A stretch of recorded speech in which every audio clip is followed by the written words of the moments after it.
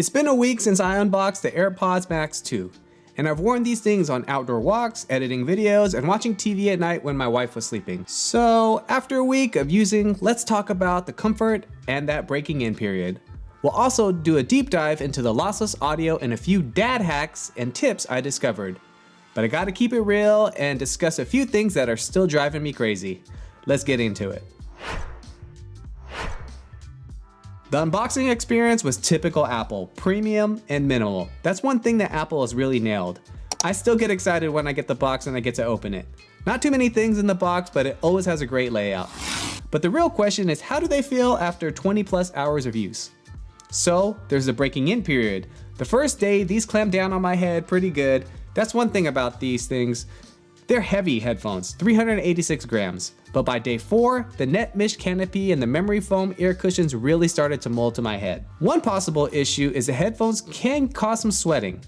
If you're doing dad chores like vacuuming or yard work, these will get warm.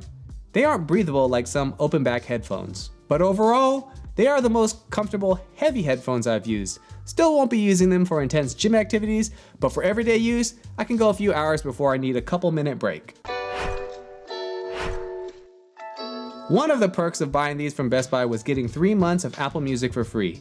I used that time to test one of the features I was pretty curious about, the lossless audio via USB-C. To set it up, you'll need to toggle on high-res lossless audio on Apple Music.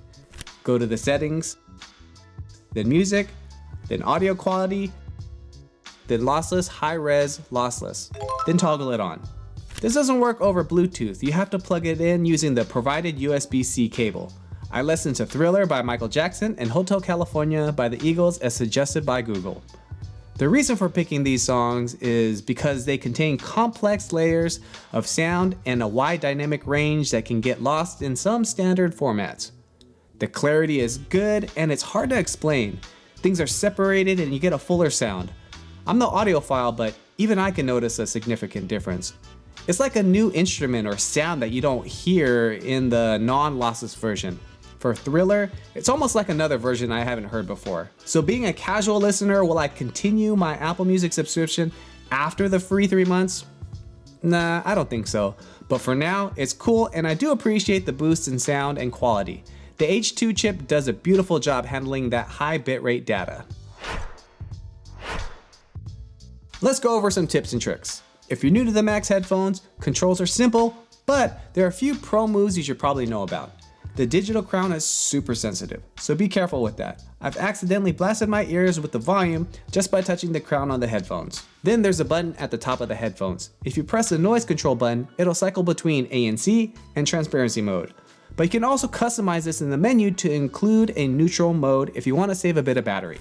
To do this, you need to go to the settings, Bluetooth of the name of your headphones, then just toggle on transparency mode. In the same menu, you can change the way the scroll works. It actually can be reversed. To change this, go into your Bluetooth setting again and switch the digital crown from back to front to back. This will change the way that the music works on your volume. One tip that might work for some, but is not for me, is Siri gestures. Enable this when a call comes and your hands are full, just nod your head to answer. I've tested it and it works, but like I said, it's not really for me. I mentioned in my initial reaction video to the headphones that I don't want to accidentally answer unwanted calls. You can also switch devices seamlessly. If you have a MacBook and an iPhone, the Max 2 does a great job of switching between the two different devices. Also, as a reminder, to play or pause audio, press the button once, 2 presses to go to the next song, or 3 presses to go back a song. Okay, now let's talk about a couple things that I still don't like about the headphones. There's still no power button. This still bothers me. I'm a dad who likes to save battery whenever I can. The fact that I just can't click these things off is pretty frustrating. They just go into a low power mode when you put them down. I just wonder how much battery that could be saved if you just could put a power button on there and just turn these things off. One thing I might regret, and only time will tell with this one, I might regret getting the Starlight color. Don't get me wrong, I like the color, it was my first choice, and they had all the colors at the time of purchase. I take pretty good care of all my things, but I wonder if the mesh is gonna stain easily. I do sweat quite a bit on my head, so hopefully there isn't too much discoloration. That's kind of a reason I don't think I'll be using these in the gym. My gym has some pretty good Sonos speakers, so probably not an issue at this time. One good thing are the ear cups are removable, so if you need to, you can either replace those items or clean them. My worry really is just with the top mesh. For the outside of the ear cups, hopefully the light color will hide scratches better than the other color, so that might also be another plus. Then there's the case. Apple, why? It's 2026. This case still looks like a bra and offers zero protection for the headband. I'm going to have to buy another case when I travel. That mesh canopy is great and comfortable, but I'm really worried how they'll hold up if I throw these in a suitcase or backpack. For $549, we should be getting a case that protects the entire headphone.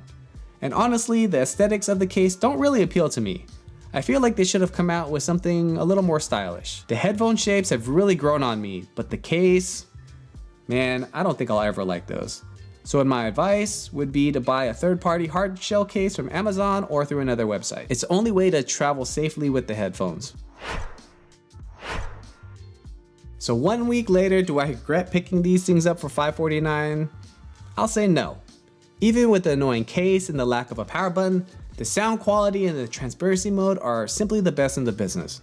I feel like the updates and the new features should be good for a while, and I shouldn't have to update anytime soon. So if you're a dad who wants a pair of headphones that works for movies, music, and work calls, and you can live with the Apple quirks, these things are still king. What do you think? Does the lack of a power button bother you as much as it does me? Let me know in the comments. And if you're using Apple lossless music, let me know what jams I need to listen to next. Also, check out the video on the end screen. Please like and subscribe, and I'll see you in the next one. Peace.